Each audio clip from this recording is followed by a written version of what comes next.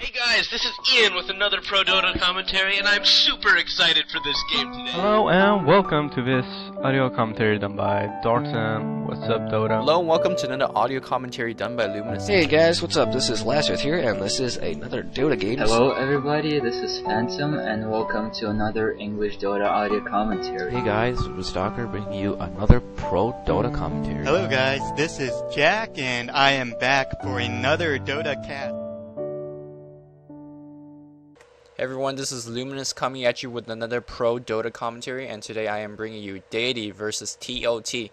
And both these teams are pretty well known in China. I guess Deity is a better known one, but both of these teams are in contention of one of the best Chinese team title out there. And I'll explain the tournament they're playing in just in a sec as I go about this Pugna first ban.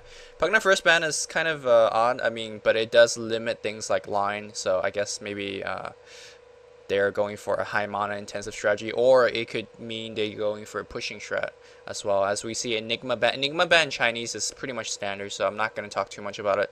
It's a big AoE ulti, it grabs everyone, it combos really well with Shadow Fiend and all that. So this ban is pretty much self-explanatory as well. Crystal Maiden ban is kind of weird. Maybe Deities kind of want to restrict the mana usage on the other team. It's a pretty mana restrictive team. They ban both Pugna and Crystal Maiden, so Pugna's Nether War is the mana restriction to us. So I'm not too sure what exactly these two bans really lead to, or they're just banning heroes that they don't want to face. Could be the reason as well. As we see a Broodmother ban. Don't really need to talk too much about it, though. In 6.68 B or 6.68, her mana, her armor got reduced. I will talk about it in the 6.68 Dota analysis, which should be coming out this weekend. And as we see a Windrunner ban, Windrunner is starting to creep its way into Chinese picks. I think eHome picked it first or something, or was it LGD? Yeah, they first picked Windrunner now. Still, it's a bit baffling. Of course, it does have the nice stunning ability, stunning two heroes, Power Shot, Shackle Shot. It's a really nice hero on paper, but until I think it's more or less a popularity issue right now that Windrunner's getting. I still don't think she's worth first picking and all that. However, Dusa is worth. Well, I don't know if Dusa's worth a first picking, but she's definitely worth a ban though. I'll talk more about Dusa as an individual hero in the 6.68 analysis as well, so be a lookout for that. But she is, in my opinion, one of the most broken hero in this current version, and it's pretty nice that ToT is banning her. And finally, we do see a Vengeful Spirit ban. Vengeful Spirit is another one of those most broken hero in this version, especially when the Chinese play it. They go level 1 magic missile, and go max the aura and the terror by like 9 or 10. So it's a very offensive build, given that she doesn't really need any items. All she needs to do is stay alive and provide the aura. Of course, the stunning, the terror, and the swap is also very nice, and she's definitely first pick material. If Deity does not ban him, definitely first pick by, It's kind of odd. Maybe I guess they knew they weren't gonna use their first pick on Venge. They probably were thinking on Doom or something, so that's why they banned it themselves. But looks like ToT has banned Doom himself, and we do have a first pick Visage here. Visage definitely worth the first pick. Generally, you want to put him in a Sly in conjunction with the slow and the stun. Basically, his Grave Shield and his and Luminous Green Thingy Nuke, which just own any lane, it pretty much owns any lane combination, because the slow, it's really difficult to get away. In combination with the slower stun, it's basically GG for a single hero. And not only that, Visage is a pretty sturdy hero as well. With his Gravekeeper Cloak, he could block a lot of hits, especially from creeps. They don't remove the charges on the Gravekeeper Cloak. If you don't know what I'm talking about, suggest you pause the commentary and kind of look up what Gravekeeper Cloak does. It's pretty much a pretty imbalanced spell, if you ask me. It looks like we have ToT coming back with Lion and Witch Doctor, both very safe picks and master strategy very well. Of course, Line does have the ability to go solo mid, or let's see if we're going to have a Line babysit another hero. Of course, Witch Doctor, one of the best hero in this version as well. Cask, Maledict, Voodoo, great spells, all great spells. So much that there isn't a set Witch Doctor skill set because Maledict and Voodoo, every team is feeling differently about it. So let's see what this team is about. As we see Deity picking up their second and third hero. I'm going to talk about this is the Intel Extreme Masters tournament or something like. I'm not sure if that's exactly it. I think that's a tournament between the best Chinese team. Jack has done a semi-final commentary between eHome and LGD SGY. Do check that commentary out. It's a very, very good game. And as you guys know, Jack is definitely a great commentator. So, and there was some really interesting hero picks and strats in that game. So, I definitely worth recommending checking that one out. And that was the semifinal of the one side of the bracket. And ToT versus Deity, this game here, is a semifinal on the other bracket. So, although a little bit late, we'll try to cover you know, the semifinal and maybe the final as well if the games are good. As we see a Storm Spirit with Storm Spirit as second pick. Storm Spirit is a little bit been phasing out because, I mean, sure, he's a great hero, got zip in, and it looks like they have a Silencer pick as well.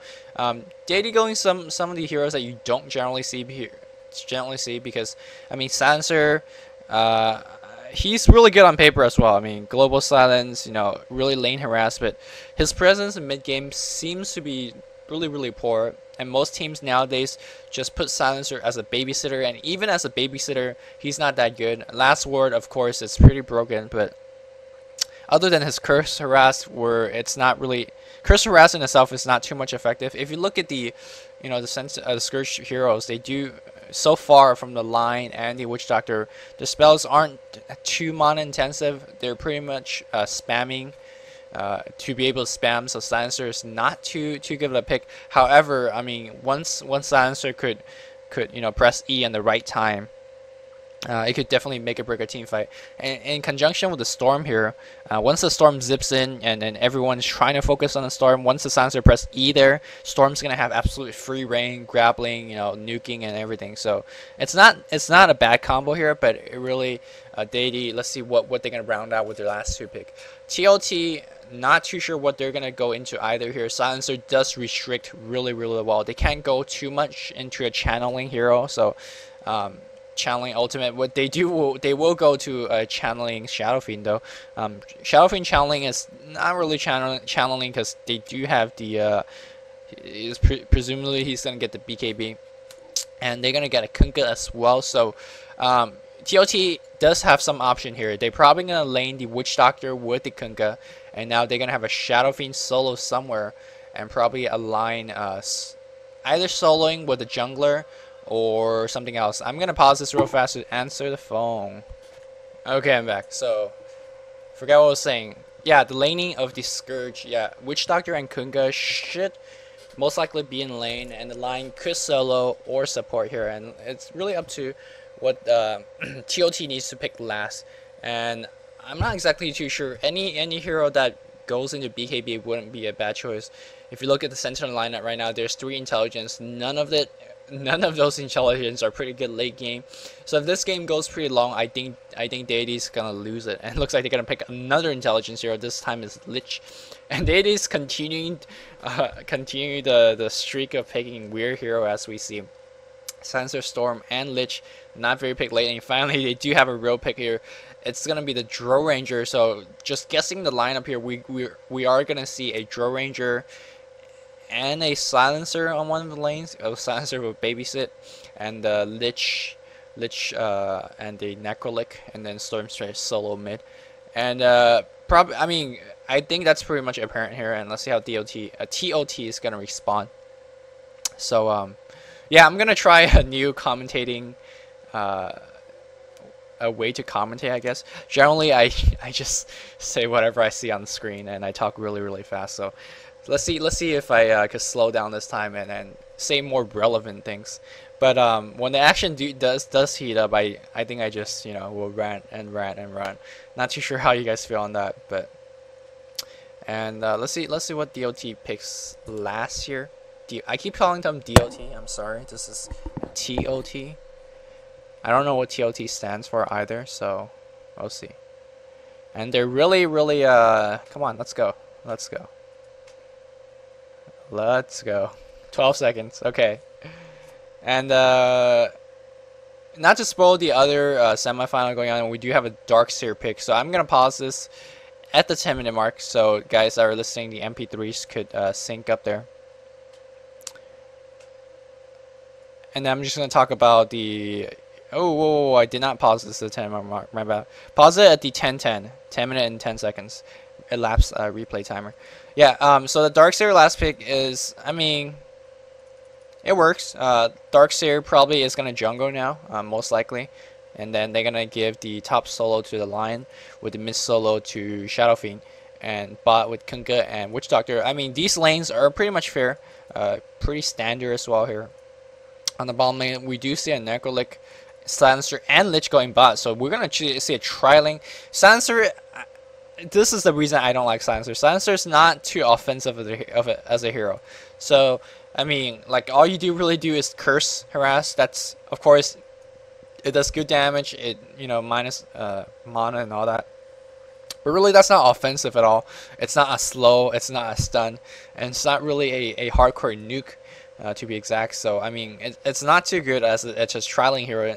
In tri-lane, you generally want to be as offensive as possible, and I don't think Nordstrom is a hero to do it. Maybe he's just placing a ward bottom, but from this hero position at 10-10 here, it does look like they're going to go in tri-lane. I don't think it will work out, but we'll see here. So I hope you guys are listening. The MP3 has your thing at 10-10, because I will be unpausing in 5, 4, 3, 2, 1, unpause. Alright. So we do have Lion soloing top here and Darkseer in the jungle. Let's see what item he's going to pick up next. Oh yeah, a little bit of introduction. 40s player here. Of course, whenever you watch a Jack commentary, he tells you exactly who everyone's doing. But I don't really know these Chinese players all too well. But ToT Tron is a great carry player. Ferrari and Kabu and KSSSS are they're very well-known player as well here. So we see Tron playing the Shadow Fiend. I don't know who Triple I is. Never really seen him. But on the Sentinel side, we do see 357. We do see 186 and Sanshang. Like, these players I do know. Mamma Mia not so much, and Sui Guo. No, I don't know. But we do see, as we see, 4 hero coming up top here, and Shadow Fiend going mid here. I'm not too sure why all 4 is going up top. Maybe they're gonna look for a quick first blood. No, they're just placing this sentry ward. Sentry ward on the top sentinel lane here. It's gonna be a pretty much a anti kill and gank ward. It will see enemy going into the Scourge Forest area, and it's more of a defensive ward to protect the. I think they're Kunkka. Yeah, they're gonna throw a Kunkka up on top. I have no idea what they're gonna lane here. As we see Witch Doctor going mid now. I still don't know what maybe they're gonna throw a Lion solo bot, as we see a big engagement going here, and a cast stunning Lich twice, and I think Lich will be going down. Looks like Lion will get the first blood here. There is a curse. This is exactly what I mean. Curse doesn't really do much of anything. He will you know, make you lose mana, lose HP, but it doesn't do anything to stop them from nuking you and hitting you like crazy. And see, we see the double damage Lion doing a very good job harassing and just keeping keeping both the Stormster and the Silencer back. And I'm not too sure what this Silencer still is doing mid, but we'll see how that plays out. As we see Kunkka at top lane. Kunkka harassing and denying pretty well at this point. He is at 3-1 compared to Draw Ranger, only at 0-0, so he's not having a good thing. Much due to the nice kind of backstabbing action of the Witch Doctor, as we see. Witch Doctor going to pull here, and they're not. I mean, okay, if you look at the minimap, Scourge is not playing the bottom lane at all. No, we see someone TPing in. I was gonna say, this is not generally too uncommon here, because I have seen LGD, SGDY just play 2 lanes, you know, like top and mid lane, and just ignore the bottom lane altogether. They're gonna give you complete free farm.